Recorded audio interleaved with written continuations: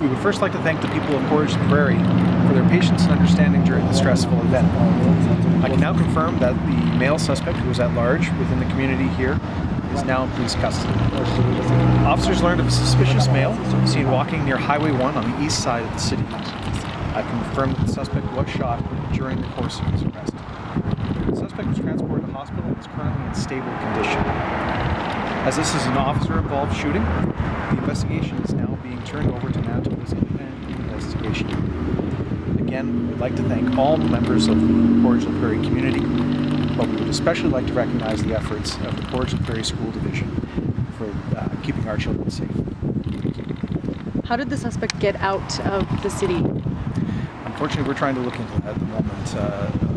We had a perimeter around the area, and unfortunately, just due to some circumstance, he was able to release at the time. We will be looking into how that was possible. He was on foot? There was another car? Another vehicle? We believe he was on foot during the entire time of him being at large. Sorry if I missed that, but I didn't get it how he's been located. We were informed, the police were informed of a suspicious male seen walking on the east side of Portage and Prairie towards Highway 1. Our officers attended, confronted the subject, and during the course of his arrest, he was shot. And did he have a gun on him like you first thought? The circumstances surrounding his arrest are being handled by the independent investigation unit, so I can't comment on the circumstances surrounding the arrest, unfortunately. So can you just elaborate on if he was like cooperating or? Again, I can't comment on that matter as it's currently under investigation.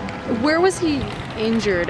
We heard lower body, groin area, potentially. Can you tell us that? Again, surrounding his arrest, that's been turned over to the independent investigation unit, and they would be able to field any questions when the time comes. Say when he was arrested? He was taken into custody shortly after 6 p.m.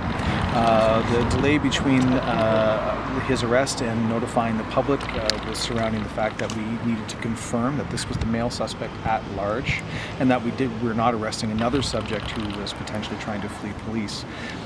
So we wanted to confirm that that was the same suspect that we were looking for initially, and we were able to confirm that just recently. Can you speak to public safety issue? Was there a firearm at large? Is there a firearm outstanding, or is there any issue or public safety risk regarding a firearm now? At the moment, we believe the risk to public safety is low. We want to reiterate that the public, keeping the public safe is our primary concern, and that's why we held a perimeter around the initial area for as long as we did. We are making efforts to ensure that we're going to try and locate any evidence that might have been lost by the suspect while fleeing the scene. Of course, that's crucial to our investigation. But from all accounts that we have right now, the suspect involved is in custody, and the risk to the public is now low. I have a question about the car. You said that earlier it was found at the parking lot in front of the grocery store, but we've all been to the scene. It's on the corner of McKay and 14th. So was there a chase involved there? The vehicle was being followed by police who did come across it.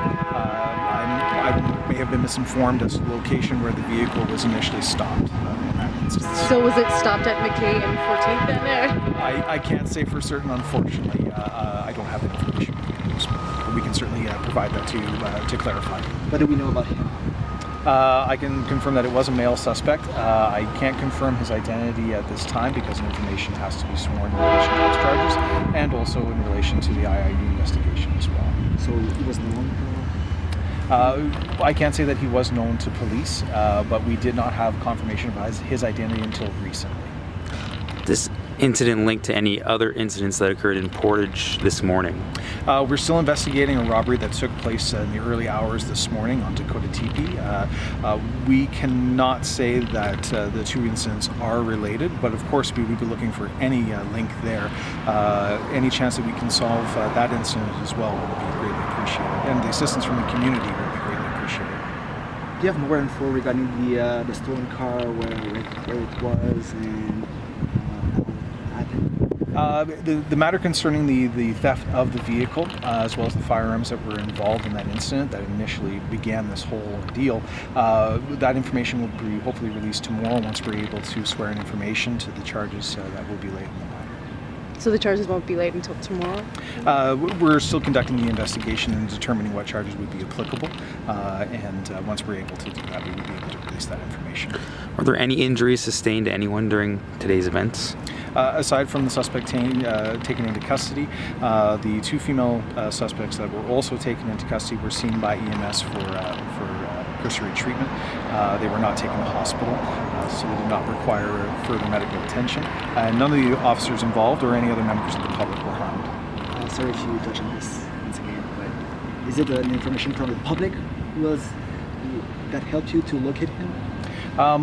The information that we received was a call here to the detachment. I can't say as to the method that was received, unfortunately, but it was from an outside source that we received that